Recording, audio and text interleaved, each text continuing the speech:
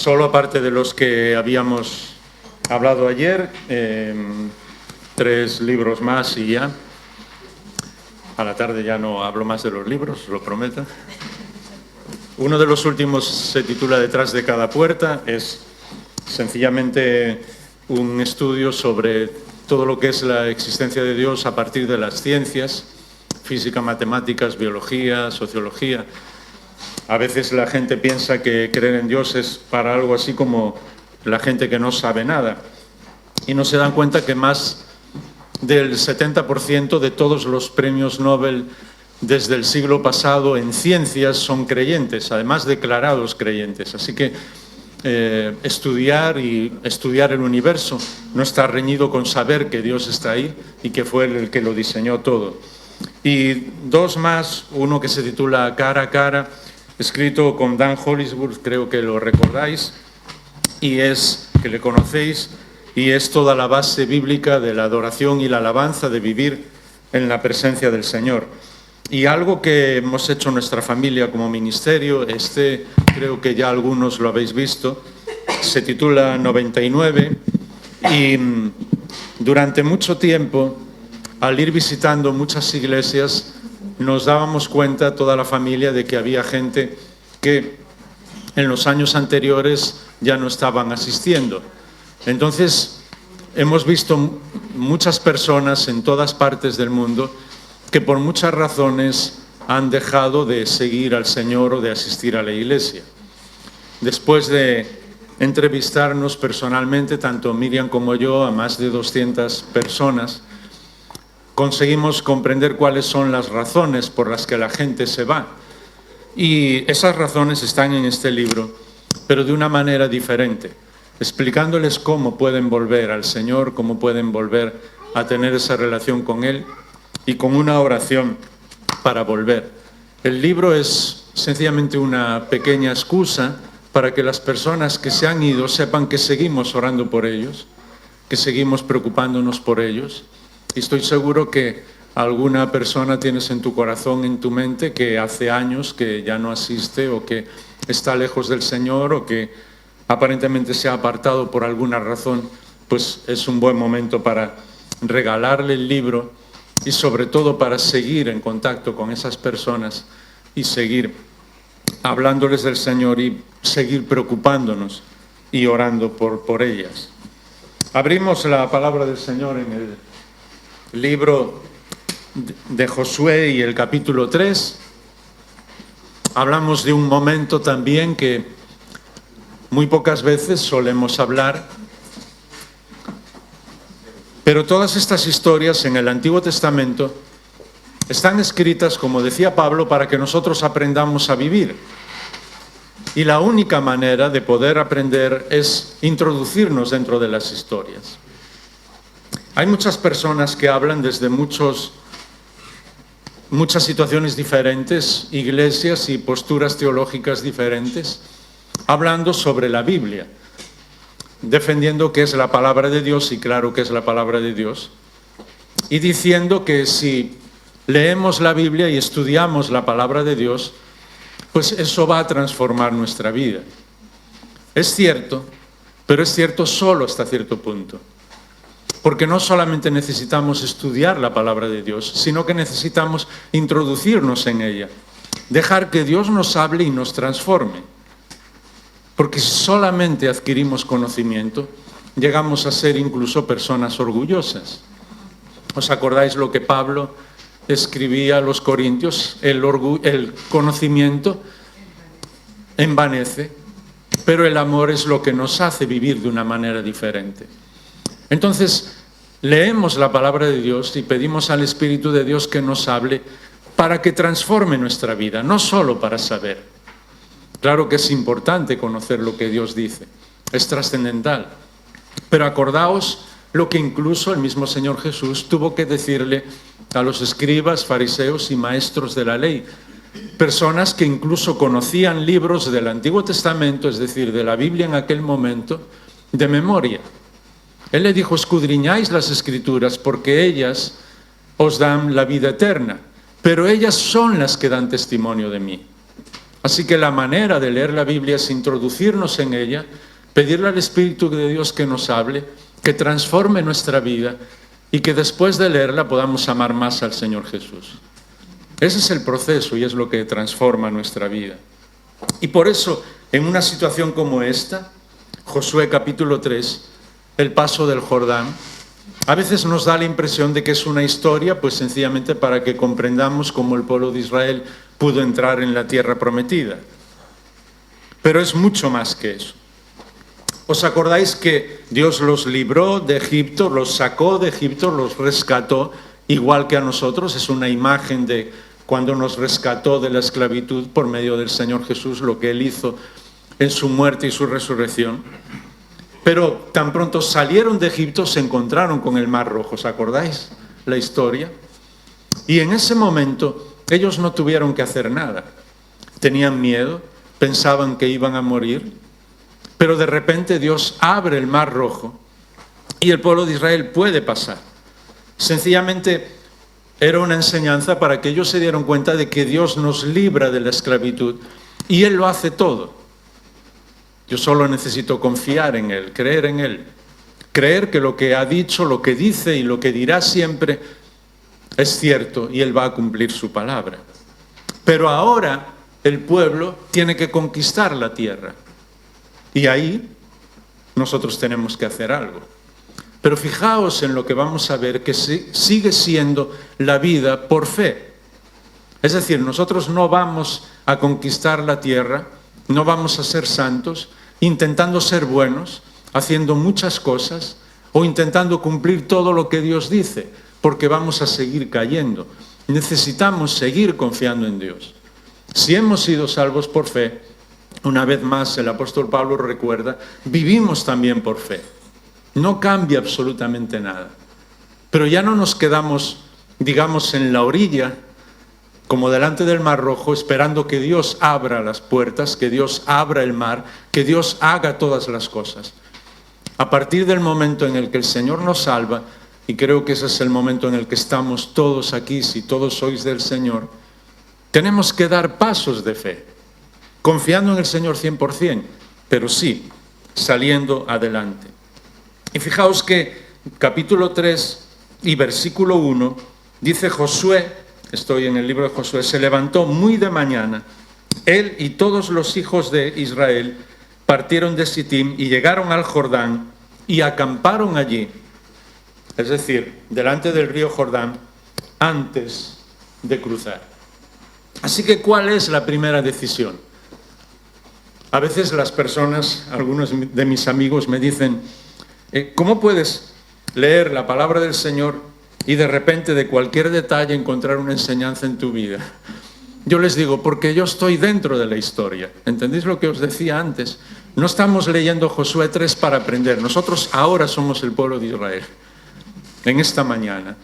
Y eso es lo que va a hacer que podamos aplicar esa historia en nuestra vida, en tu vida y en la mía. Así que fíjate el primer detalle.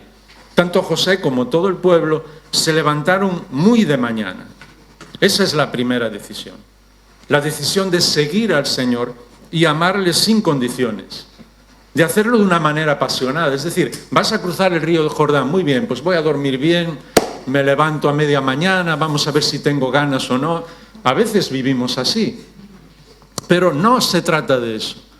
Dios te ha dicho, vas a atravesar el río Jordán, pues entonces nosotros decimos, muy bien, lo más rápido que pueda, muy de mañana, yo voy a obedecer lo que el Señor dice. Y es buscar al Señor en primer lugar, siempre. Yo sé que los días son complicados, que tenemos muchas preocupaciones, pero tienes que encontrar un momento, y si es posible, muy de mañana mejor, para estar con el Señor. Yo te aseguro que los días cambian. A lo mejor no tienes mucho tiempo, estás muy cansada, muy cansado, pero saca unos minutos para orar, antes que ninguna otra cosa. Pon ese día en las manos del Señor. Lee algo de la palabra de Dios y dile, Señor, háblame porque te necesito hoy. Y vas a ver que el día es diferente. Pueden seguir las luchas, pueden seguir los problemas, pueden seguir las situaciones complicadas en el negocio, en el trabajo, en los estudios, donde tú estés. pero estás comenzando a vivir de una manera diferente. Te estás diciendo a ti mismo, se lo estás diciendo al Señor y le estás diciendo a todas las personas que te rodean que lo más importante es encontrarte con el Señor muy de mañana. Y si por lo que sea, por los turnos de trabajo, lo que sea, no puedes hacerlo, pues busca un momento en el día. Pero recuerda siempre una cosa, que cualquier día que no has estado con el Señor es un día que perdiste. Porque no solamente es ese día, el enemigo es muy astuto y va a ir poniéndote trabas y va a ir poniendo y haciendo cosas en tu vida para que pasen 2 días, para que pasen 3 días, para que pasen 4 días. ¿Habéis vivido ese proceso ya? A mí me pasó en mi vida. Y entonces cuando te das cuenta, miras hacia atrás y te das cuenta que poco a poco te estás hundiendo y piensas, ¿por qué? No estoy con el Señor, no he estado tiempo con Él, no he orado, no le he dicho lo que hay en mi corazón, no le escuché hablar por su palabra. Estoy entristeciendo al Espíritu de Dios porque Él quiere hablarme, quiere estar conmigo y yo estoy demasiado ocupado, demasiado ocupado. Así que acordaos, en primer lugar, esa decisión. Por eso, la presencia de Dios es la clave. Fijaos, seguimos leyendo, versículo 2. Al cabo de 3 días, los oficiales pasaron por en medio del campamento y dieron órdenes al pueblo diciendo: cuando veáis el arca del pacto del Señor vuestro Dios y a los sacerdotes levitas llevándola, partiréis de vuestro lugar y les seguiréis. El arca representaba la presencia de Dios. En aquel momento el Señor Jesús aún no había ido a la cruz, no había resucitado. Ellos creían que un día llegaría el Mesías, pero la única manera que podían ver que Dios estaba con ellos era por medio de aquel arca. ¿Entendéis? No era tanto idolatría, sino saber que Dios estaba en medio de ellos. Tenían que verlo de alguna manera. Somos personas que nos gusta ver y palpar, como Tomás. A veces hablamos de él como incrédulo y no nos damos cuenta de que todos somos así. Necesitamos ver, y ellos necesitaban ver lo que es la presencia de Dios. Y esa presencia de Dios es la clave en todo lo que hacemos. ¿Cuáles son nuestros objetivos en la vida? ¿Está Dios en ellos? ¿Lo que queremos hacer? ¿Lo que queremos estudiar o nuestro trabajo? ¿Le hemos hablado al Señor? A veces cuando tenemos que cambiar de trabajo, hay una situación difícil, oramos y le decimos: Señor, necesito tu guía, ayúdame. No solamente porque yo pueda equivocarme, sino porque quiero que tú estés conmigo. Prefiero, ¿os acordáis lo que hablábamos ayer? Equivocarme, pero contigo a mi lado, porque sé que vas a guiarme y sé que vas a ayudarme en muchas situaciones que yo no comprendo lo que puede suceder. Esa es la situación de la presencia de Dios. Porque si no comprendemos esa presencia de Dios, acabamos pensando que nosotros podemos arreglarlo todo. Y verdad que vivimos muchas veces así. Tomamos las decisiones solos, incluso en el ministerio, en la iglesia. A veces tomamos decisiones y después al final decimos: bueno, vamos a orar, Señor, que bendigas lo que hemos decidido. Y el Señor puede decirnos: pero Jaime, ¿por qué no me preguntas a mí primero? ¿Por qué no dejas que te guíe? Porque si no, con el paso del tiempo, creemos que todo lo que nosotros pensamos es cierto. Y eso le pasó incluso a Job. A pesar de que él estaba sufriendo, ¿os acordáis que en un momento él le dice a Dios: pues no entiendo lo que está pasando? Y Dios le dice: ¿tú puedes gobernar el universo? Pues si no puedes gobernar el universo, ¿cómo puedes gobernar tu vida? ¿O puedes creer que puedes ocupar mi lugar? Solamente la presencia de Dios es lo que cambia absolutamente todo. Y con la presencia viene la guía. Fíjate el versículo siguiente: dejaréis entre vosotros y ellos, el versículo 4, una distancia. Habla de unos 2000 codos. En aquel momento un codo eran 45 centímetros, así que podéis hacer la multiplicación. Pero no os acerquéis a ella para saber el camino por donde debéis ir, porque no habéis pasado antes por ese camino. ¿Qué está diciendo? Que Dios te está guiando Y no tienes que estar tan preocupado, recordáis lo que hablábamos ayer, por conocer todo lo que va a suceder. Porque Dios te guía. Y es curioso que incluso dice, no os acerquéis demasiado porque no sabéis por dónde vais a ir. Y nosotros siempre estamos pensando, no voy a dar este paso hasta no estar seguro de que Dios quiere que lo haga. Deja que Dios te guíe. Y muchas veces la manera de guiarnos el Señor es que tomemos decisiones para que podamos madurar y descansar en Él. Si no, imagínate, seríamos tan espirituales como para despertarnos cada mañana y decirle, Señor, ¿me tengo que levantar de la cama o no? No, hay cosas que tenemos que hacer. No tenemos que orar para hacerlo porque Dios quiere que seamos personas maduras. Sencillamente nos levantamos de la cama y decimos, Señor, gracias porque estás conmigo y me das fuerzas para levantarme. ¿Veis la diferencia? Entonces, Él muchas veces nos guía a cierta distancia porque quiere que nosotros aprendamos a caminar descansando en Él. Todos los que tenéis hijos lo sabéis. Al principio, cuando nuestros hijos comienzan a caminar, tenemos que llevarlos de la mano. A mí siempre me da la impresión, no hay un versículo que hable sobre eso, pero me da la impresión de que las manos de nuestros hijos son como de goma, porque tú los llevas, se caen y rápidamente los levantas, no dejas que se caigan en el suelo. Y Dios usa incluso esa frase en el libro de los Salmos, diciendo que Él nos sostiene siempre para que no caigamos. Es nuestro Padre llevándonos del brazo y cada vez que tropezamos, tira por nosotros y no nos deja caer. Pero no te imaginas llevar a alguien así cuando tiene 13, 14, 15, 20 años. Porque sencillamente te darías cuenta de que esa persona no ha madurado. Así que también en el libro de Proverbios Dios nos dice que el justo puede caer 7 veces, pero vuelve a levantarse. ¿Por qué? Dios le está guiando. Y Dios deja que tomamos decisiones. Y la vida es una aventura con el Señor.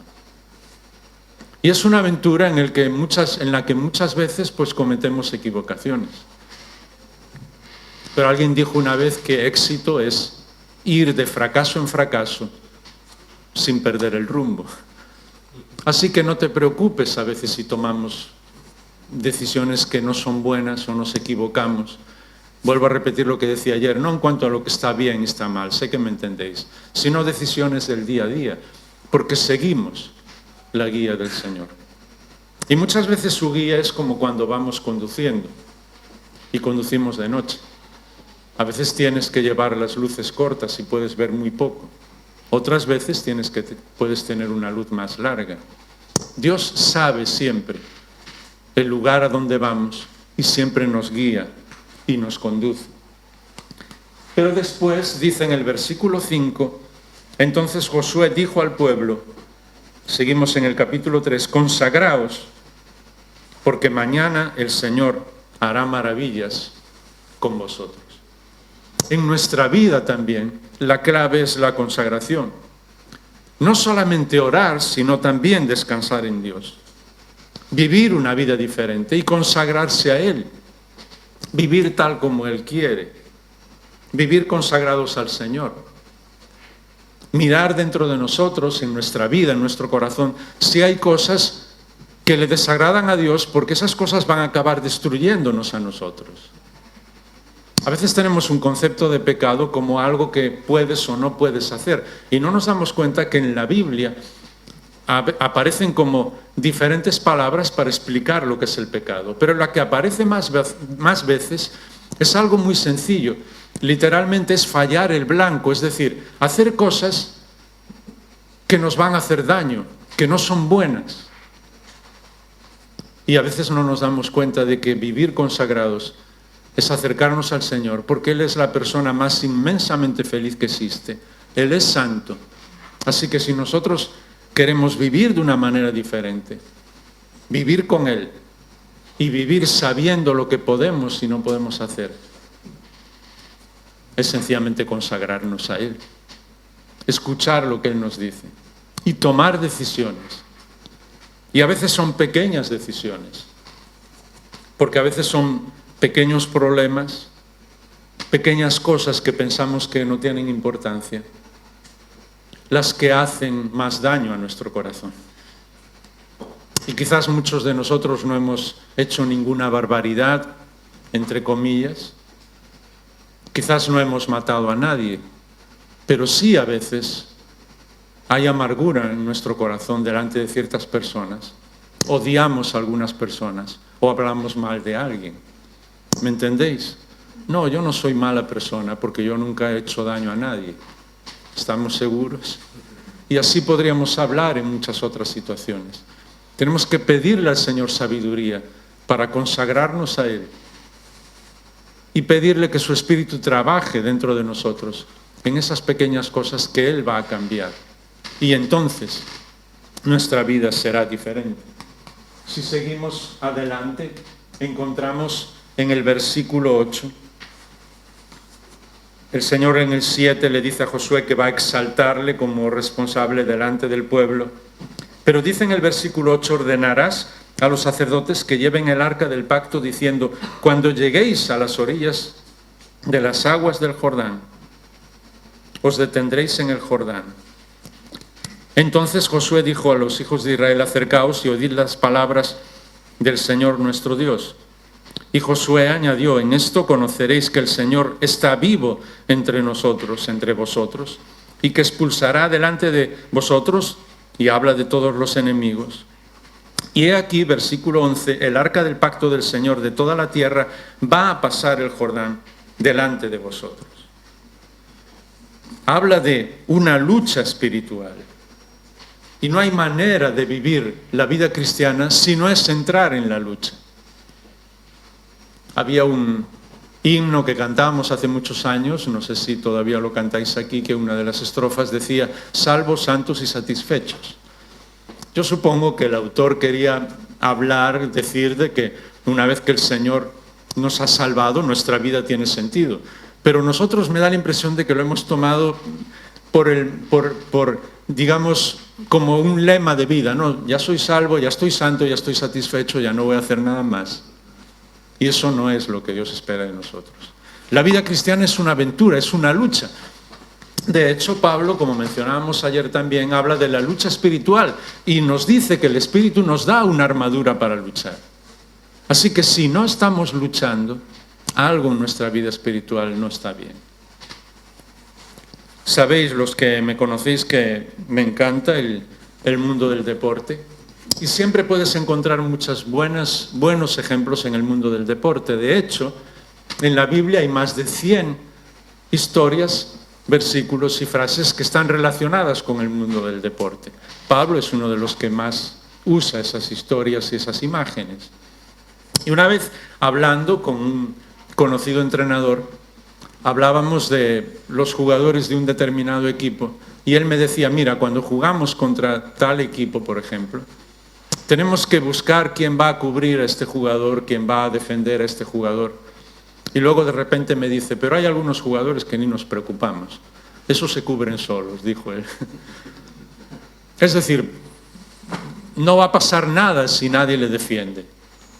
Y yo a veces me imagino al enemigo mirando mi vida, y espero que no sea así, o mirando a la vida de algunas personas en la iglesia y decir, ni me voy a preocupar.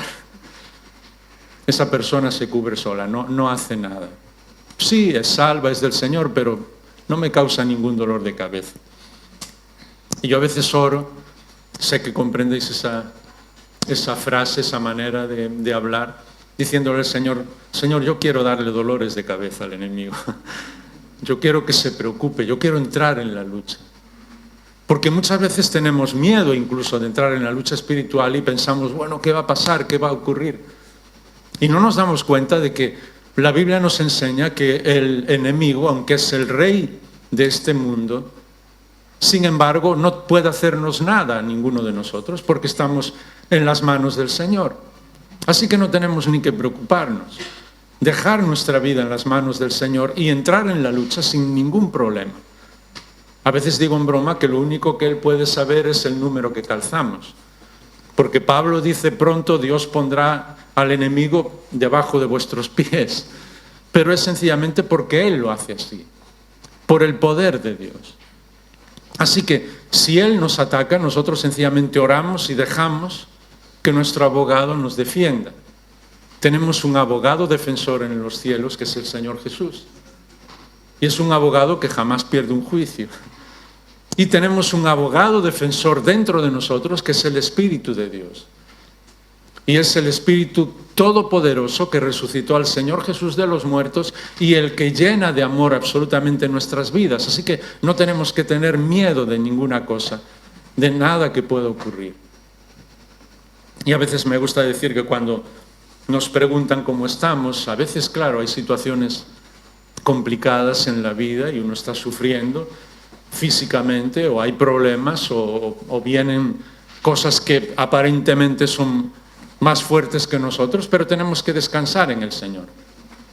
Y cuando alguien pregunta cómo estás, pues no tenemos que estar, bueno, ya sabes, en la lucha, pero en la lucha como si estuvieras perdiendo. Yo siempre le digo a la gente, la única respuesta es vivo, activo, armado y peligroso. Es decir, descansando en el Señor y ayudando a todas las personas que podamos. Tenemos que seguir adelante, el tiempo se va muy rápido siempre y seguimos en cuanto a la conquista. El siguiente paso, todos en equipo. Dice el versículo 12, tomad 12 hombres de las 12 tribus de Israel, un hombre por cada tribu. Otra vez, leemos este versículo y lo pasamos por alto. No, Dios quería que todo el pueblo estuviera representado, que todas las tribus estuvieran representadas y que para que todos lo vieran hubiera una persona por cada tribu. ¿Sabéis? La vida cristiana no se vive a solas. Se vive aquí, juntos. Y juntos no solo en este lugar, sino juntos durante toda la semana. Orando unos por otros, ayudándonos unos a otros, preocupándonos unos por otros. Sabiendo si alguno de nuestros hermanos, hermanas necesita algo, cómo puedo ayudarle, apoyándoles y estando a su lado cuando están sufriendo, incluso cuando han cometido una equivocación o un error, con ellos, abrazándolos y diciéndoles, vamos a seguir adelante. La vida cristiana es todos juntos, de la misma manera que era en el pueblo de Israel. Y Dios quiere que vivamos así. Y es curioso porque incluso otro detalle en el versículo 17, que los sacerdotes que llevaban el arca del pacto del Señor estuvieron en tierra seca en medio del Jordán, mientras que todo Israel, ¿te fijas ese detalle? Todo Israel pasaba. Así que el triunfo de tu hermano y tu hermana es un triunfo tuyo. Y el desánimo de tu hermano y tu hermana es un desánimo tuyo también. Hasta que todos pasemos, hasta que todos entremos en la lucha, hasta que todos nos ayudemos unos a otros, hasta que todos estemos juntos. ¿Entendéis la lección? Cómo es bonita y cómo es impresionante. Y cómo muchas veces la olvidamos también. Se trata de todos juntos, de ayudarnos en los buenos y en los malos momentos. Y por eso hay personas, y se habla quizás, a la tarde podemos mencionar algo sobre esto, con dones especiales. Pablo habla de aquellos que animan a otros. He escuchado a mucha gente orando y pidiéndole al Señor todo tipo de dones. A veces comprendemos las cosas a nuestra manera, es otro tema, solo un paréntesis. Pero hasta el día de hoy nunca he escuchado a una persona orar, Señor, yo quiero saber y que tú me utilices a animar a mis hermanos, alentarlos siempre, estar siempre al lado de ellos y ser una persona de ánimo, de aliento, y que eso es lo que quiero hacer en mi vida. ¿Has orado así alguna vez? Pues te digo que esas personas son imprescindibles en la iglesia.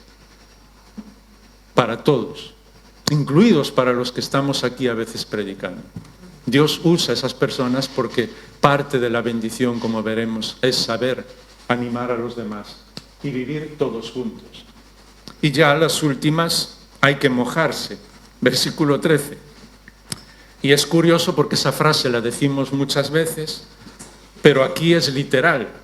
Sucederá que cuando las plantas de los pies de los sacerdotes que llevan el arca del Señor, el Señor de toda la tierra, se asienten en las aguas, es decir, se mojen, entonces empezaréis a conquistar. La vida cristiana no es estar sentados ahí. Yo estoy predicando, vosotros escucháis, qué bien, la palabra del Señor hoy me habló y me voy para casa hasta el próximo domingo. Eso no es vida cristiana, hay que mojarse. Hay que tomar decisiones. Hay que decir, sí, Señor, ¿qué quieres que yo haga? Yo voy a mojarme.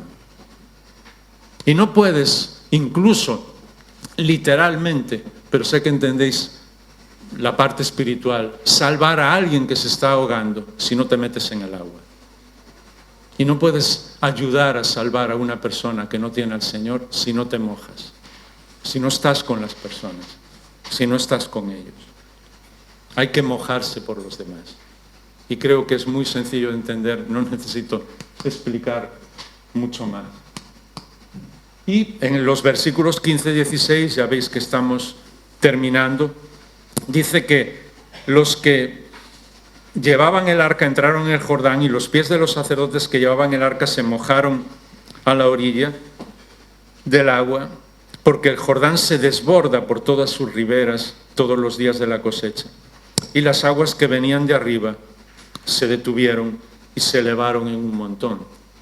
Esto es algo que a veces no comprendemos, que cuando las aguas estaban más crecidas, es cuando Dios le dijo que pasaran. Ayer hablábamos un poco de esto. Nos da la impresión de que cuando recibimos al Señor Jesús en nuestra vida, y sé que lo vais a comprender perfectamente, pues pensamos que Él va a facilitarlo todo. Y la vida no es fácil. El Evangelio no es para facilitar las cosas. Es más, la aventura que el Evangelio nos propone es una aventura de conquista, de ser vencedores, de luchar. Eso realmente es la aventura. No es para recibir al Señor y sentarme en el sofá viendo la televisión hasta que Él venga a buscarme. Sí, porque a veces pensamos que es eso, porque nuestra sociedad es así. De hecho, mucha gente vive de esa manera, aunque no sea creyente. Y nos encantan los documentales de National Geographic y todas estas cosas, de ver no sé cuántos lugares y ver los animales y ver aquel país. Yo no, yo veo ese documental y ¿sabe lo primero que pienso? Tengo que ir ahí. No me conformo con verlo. Eso es una persona transformada por el Señor. Quiere entrar en esa pelea, en esa lucha, quiere ver las cosas. ¿Me entendéis lo que estoy diciendo? Entonces, cuando las aguas están más crecidas, quiere decir que Dios nos va a poner en nuestra vida el poder del Espíritu Santo justo cuando la pelea es más dura, cuando las cosas están peor. Y a veces nosotros esperamos que Dios haga algo y Él dice, no, espera un poco. Y nosotros pensamos, pero es que esto se va a poner peor, por eso, espera. Cuando se ponga peor, vas a ver mi poder. Y además vas a darte cuenta que puedes confiar en mí. ¿Os ha pasado eso en la vida? Pues es ver las cosas de otra manera. El Señor podía haber hecho que pasaran el Jordán mucho antes de las crecidas y prácticamente, más o menos hasta un poco más casi caminando, un poco más de sus hombros, podían pasarlo sin problema ninguno, pero no. Espera el momento en que la crecida sea mayor para que ellos vean el milagro. Y eso es lo que Dios suele hacer en nuestra vida. No te preocupes si las cosas se ponen complicadas. Dios está ahí. Dios va a fortalecerte. Y Él es todopoderoso. Lo hemos dicho miles de veces, pero lo creemos. Todopoderoso. Es decir, no hay nada que Él no pueda hacer. Y vez tras vez, casi en todos los libros de la Biblia, hay una frase que se repite: nada hay imposible para Dios. Así que no te preocupes que el río se ponga más crecido que nunca, porque Él va a estar ahí. Y ya casi al final, dice que el pueblo pasó frente a Jericó, en el versículo 17. Todavía más.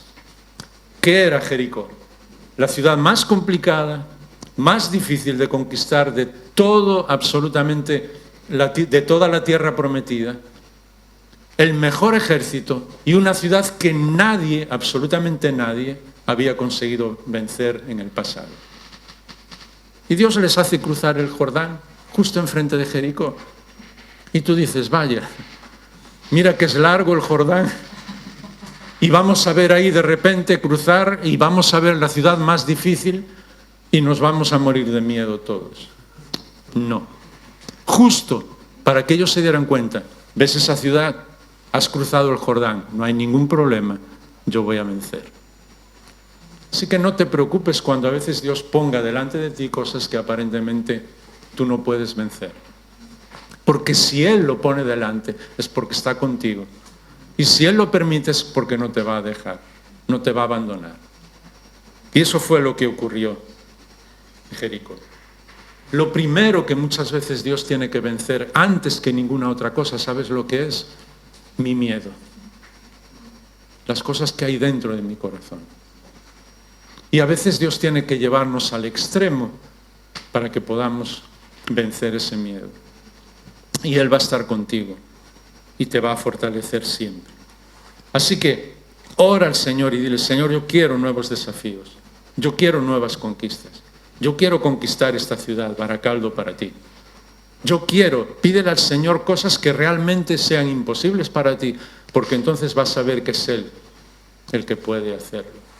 Por eso, por último, y perdonadme estos 5 minutos que me extendí, pero era imprescindible para volver aquí, al pan y el vino. El capítulo 4, ¿sabes qué hace antes de la conquista?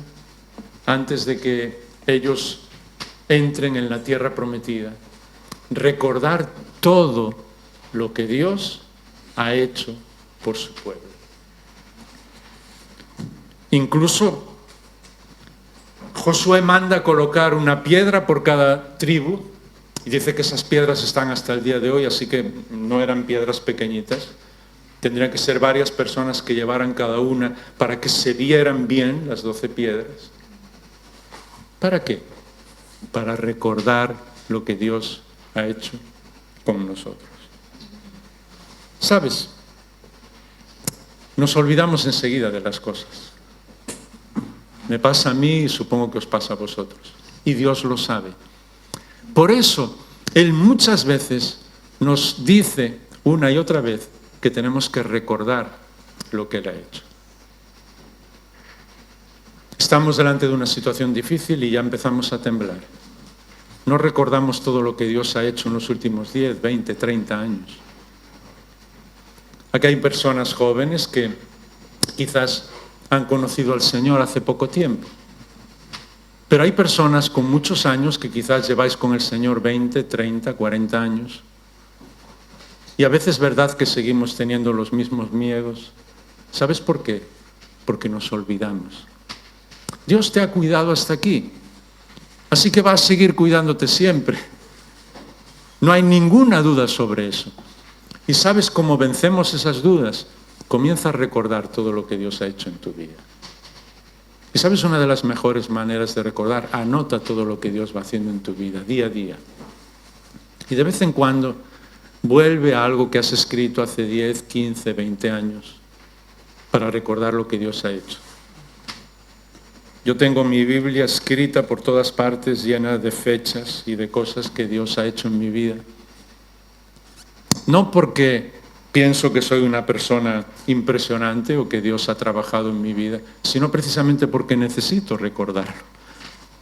Y a veces alguien está hablando, estoy leyendo un texto y de repente un versículo, tengo una nota al lado, de hace 10, 15, 20 años, cuando pasó tal cosa en el trabajo, en la familia, un problema de salud y cómo Dios me cuidó.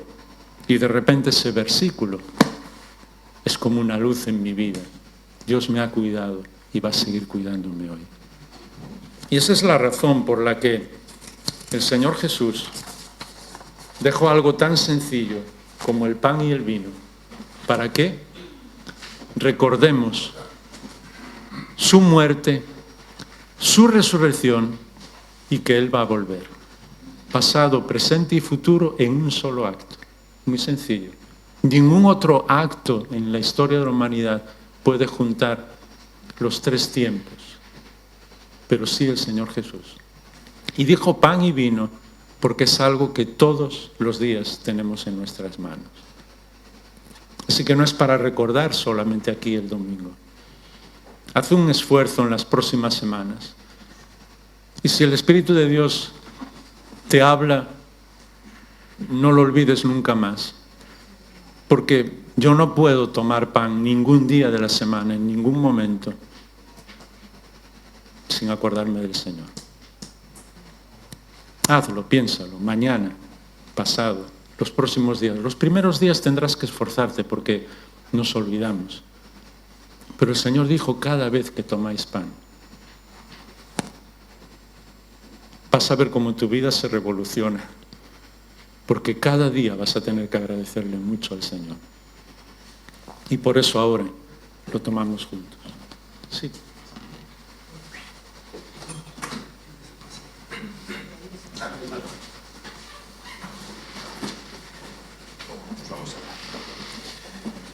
Amado Padre Celestial, qué bueno es escuchar tu palabra, entrar en tu palabra.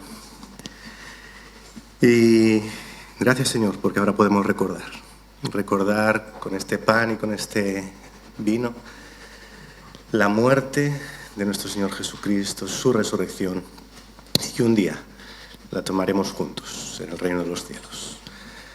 Así que gracias, Señor, por la victoria que hemos recibido en Cristo Jesús. Gracias porque nuestros pecados han sido perdonados. Gracias porque el maligno ha sido derrotado y todo el poder que tenía sobre nosotros y sobre la muerte, todo fue vencido en la cruz del Calvario. Gracias por Jesucristo, gracias por nuestro Redentor, nuestro Salvador, aquel que puso su vida por cada uno de nosotros, para que hoy podamos celebrarlo, podamos agradecértelo y podamos vivir la vida en victoria. Y gracias, Señor, gracias por esta realidad. Te pedimos que podamos tomar de este pan y de este vino conscientes de lo que hacemos, de lo que tomamos, también como un tiempo de reflexión personal, un tiempo de consagrarnos a ti, un tiempo de anhelar una vida diferente, una vida caminando de tu mano. Y oramos, Señor, para que pues tú sigas hablando a nuestros corazones a través de estos símbolos. En el nombre de Jesús oramos.